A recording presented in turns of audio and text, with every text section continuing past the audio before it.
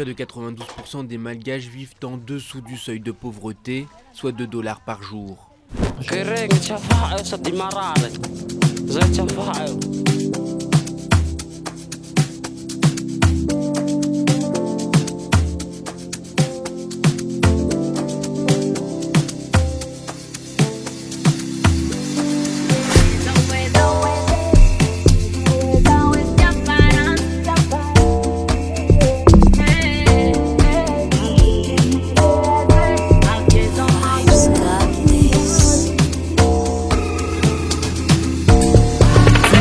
Trazami volagna fa gasy mihinagna vary gasy mofo gasy ary miteny gasy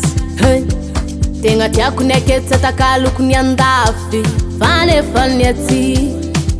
miamafiady anakory no avy ny mada ezaweza yafara nzaza yafara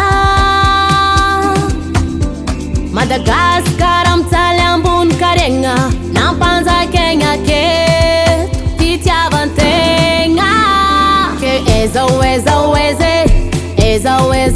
tiafaran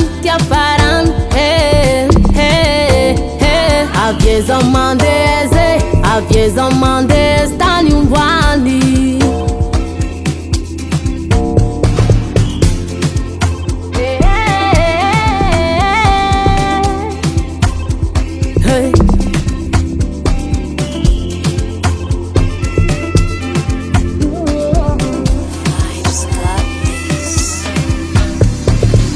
Katrami miam tumbangisa tanura tsanasa kunteng tibohis ta alu manganu nyatoni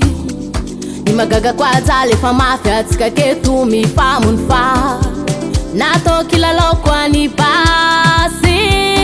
marar tempo vola ti vota tadi asati si vola ti voza kila rato mi la monis fa ezangul mi la si vola vitin pena ngambulanza mbola mbani ni waning nyani tadi avinyande Mitalin gase ke eza weze tiafaran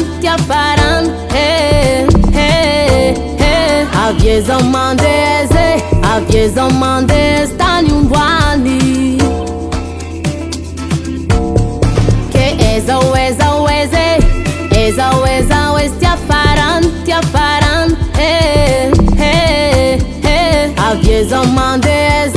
avieza mandeze tani umbwani. Pour survivre et surmonter les difficultés qui sont ici quotidiennes pour la population, l'une des plus pauvres au monde. Plus de 80% des Malgaches vivent avec moins de 2 € par jour. Madagasikara, Nino, Nina, DIVA'S Products.